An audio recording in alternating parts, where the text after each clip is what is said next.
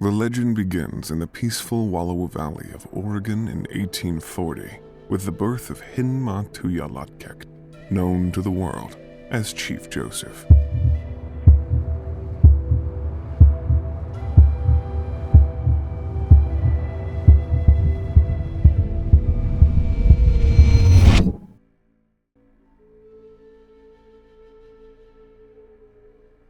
Joseph was named after his father, Joseph the Elder, who had adopted the English name upon his baptism in 1838.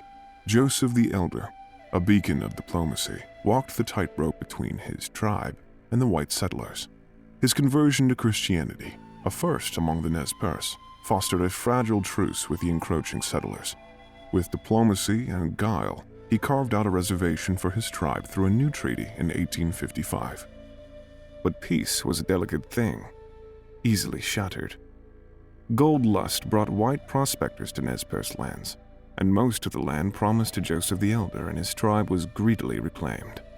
Betrayed and infuriated, the elder chieftain cut ties with the settlers, casting aside his Bible and refusing to move his band from the Wallowa Valley or to sign the treaty that would legitimate the new reservation boundaries.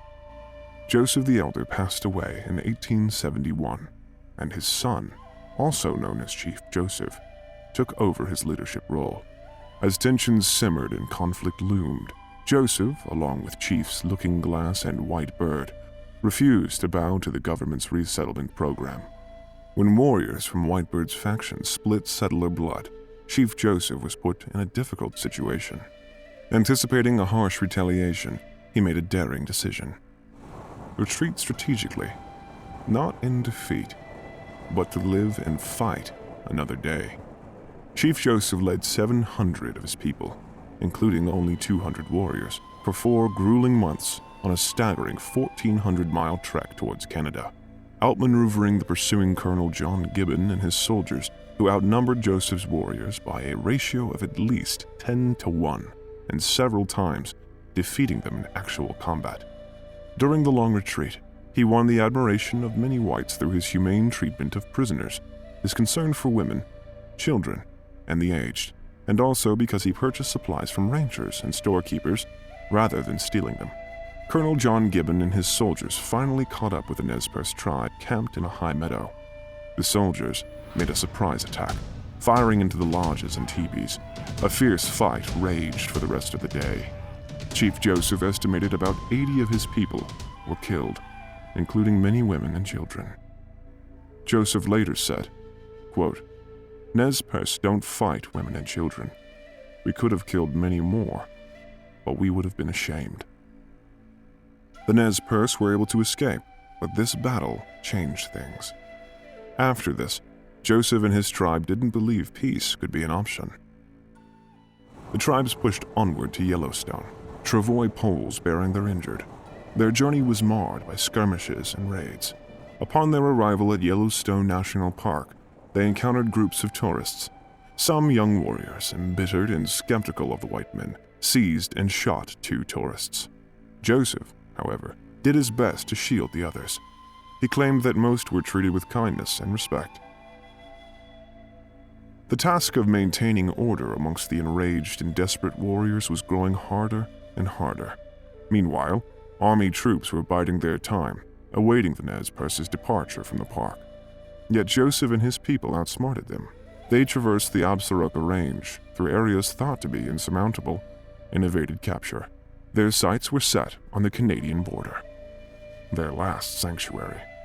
The month was September 1877. The weather was changing. Many warriors had been lost, and their families were weary from the long journey. They made camp at the foot of Bear Paw Mountains in Montana, a stone's throw from the Canadian border.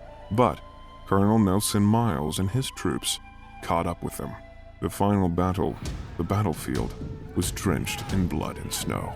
Looking Glass and 2 Hulhulzot fell.